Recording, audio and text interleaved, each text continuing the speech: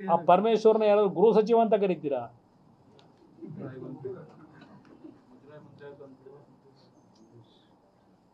ಸಣ್ಣ ಘಟನೆ ಅದು ಅಂತ ಹೇಳ್ತಾರೆ. ಇಲ್ಲಿ ನಿಮ್ಮ ಪೊಲೀಸ್ ಇಲಾಖೆಯವ್ರಿಗೆ ಏನು ಬರೆದವ್ರೆ ಪರಮೇಶ್ವರ್ ಅವರೇ? ಏನು ಹೇಳಿದ್ರು ಇಲ್ಲಿ?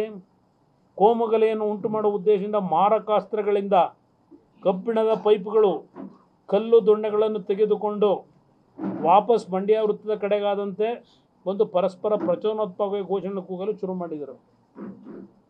ಎಲ್ಲಿತ್ತು ಇವೆಲ್ಲ ದೊಣ್ಣೆ, ಇದು ಕಬ್ಬಿಣದ ಪೈಪ್ಗಳು ಇವೆಲ್ಲ ಎಲ್ಲಿದ್ದು? ಸರ್ ಒಂದು ಸರ್ ಕ್ಲಾರಿಫಿಕೇಶನ್, ಸಾಕಷ್ಟು ಮಾಹಿತಿ ತಮಗೂ ಇರುತ್ತೆ ಸರ್, ತೆಗೆದುಕೊಂಡಿರ್ತೀರಿ. ಇಲ್ಲಿ ಬಹಳಷ್ಟು ಸೌಹಾರ್ದತೆಯಿಂದ ಇರ್ತಿದ್ರು ಅಂತ, ಇಂಥ ಇನ್ಸಿಡೆಂಟ್ ಯಾರು ಹೊರಗಿನಿಂದ ಬಂದು ಗಲಭೆಯನ್ನು ಸೃಷ್ಟಿ ಮಾಡಿದ್ರೆ ತಮ್ಗೆ ಅನ್ಸುತ್ತೆ ಸರ್?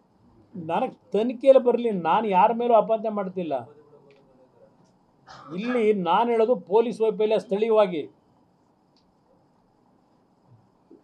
ಇವತ್ತು ಈ ರಾಜ್ಯದಲ್ಲಿ ಈ ಸರ್ಕಾರ ಬಂದ ನಂತರ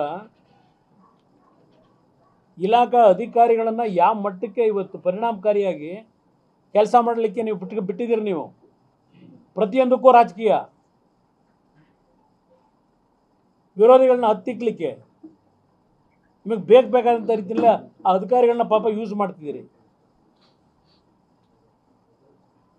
ಈ ಅಮಾಯಕ ಇಲ್ಲಿ ನೋಡಿ, ಇಲ್ಲಿ ಯಾವುದೋ ಒಂದು ಹಣ್ಣಿನ ಅಂಗಡಿ ಇಟ್ಕೊಂಡು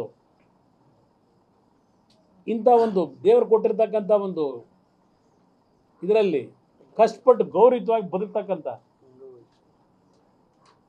ಇಂಥ ಒಬ್ಬ ವ್ಯಕ್ತಿಗೆ ಇವತ್ತೇ ನೋಡಿದ್ರೆ ಸಣ್ಣ ಮಗುಗಳನ್ನ ಕಾಣ್ತಾವ್ರಿ. ಇಲ್ಲಿ 19 ವರ್ಷ ಪಾಪ ಕಷ್ಟಪಟ್ಟು ಹಣ್ಣಿನ ವ್ಯಾಪಾರ ಮಾಡ್ಕೊಂಡು ಜೀವನ ಮಾಡ್ತಕ್ಕಂಥ ಅವ್ರ ಹಣ್ಣಿನ ಅಂಗಡಿ ಒಳಗೆ ನುಗ್ಗಿ ಈ ಪರಿಸ್ಥಿತಿ ತಂದಿಟ್ಟಿದ್ದಾರಲ್ಲ, ಇದಕ್ಕೆ ಯಾರು ಹೊಣೆ? ಪರಮೇಶ್ವರ್ ಅವರೇ, ಇಲ್ಲಿ ನೀವೇ ಹೇಳ್ತಾ ಇದ್ದೀರಿ ನಿಮ್ಮ ಅಧಿಕಾರಿಗಳು ಕೋಮುಗಲಿಯನ್ನು ಉಂಟು ಮಾಡೋ ಉದ್ದೇಶದಿಂದ ಅಂತ ಹೇಳ್ತೀರಿ. ಇಲ್ಲಿ ಹೇಳ್ತಾರೆ ನಿಮ್ಮ ಅಧಿಕಾರಿಗಳು ಮತ್ತೆ ನಮ್ಮನ್ನು ಕೊಲೆ ಮಾಡೋಕ್ಕೆ ಬಂದುಬಿಟ್ಟಿದ್ರು ಅಂತ ಹೇಳಿದ್ದಾರೆ. ಇಲ್ಲಿ ಪೊಲೀಸ್ ಅಧಿಕಾರಿಗಳು ಪೊಲೀಸ್ ಅಧಿಕಾರಿಗಳನ್ನೇ ಕೊಲೆ ಮಾಡ್ಲಿಕ್ಕೆ ಬಂದಿದ್ರು ಅಂತಕ್ಕಂಥ ಕಂಪ್ಲೇಂಟಲ್ಲಿ ಸೇರಿಸ್ಕೊಂಡವ್ರು. ಇಲ್ಲಿ ಇದನ್ನು ಭಾಳ ಸಣ್ಣ ಮಟ್ಟದಲ್ಲಿ ತಗೋತೀರಾ?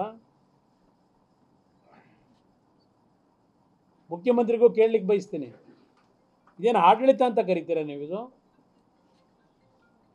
ಪೊಲೀಸ್ ಅಧಿಕಾರಿಗಳನ್ನು ಕೊಲೆ ಮಾಡಲಿಕ್ಕೆ ಸಂಚು ಮಾಡಿ ಬಂದರು ಅಂತ ಹೇಳಿ ನೀವು ಸೇರಿಸಿದಿರಲ್ಲ ಇಲ್ಲಿ. ಈಗ ಪೊಲೀಸ್ ಅಧಿಕಾರಿಗಳಿಗೆ ನೀವು ರಕ್ಷಣೆ ಕೊಡೋಕ್ಕಾಗದಿರ ನಿಮ್ಮ ಇಂಥ ದರಿದ್ರ ಸರ್ಕಾರ,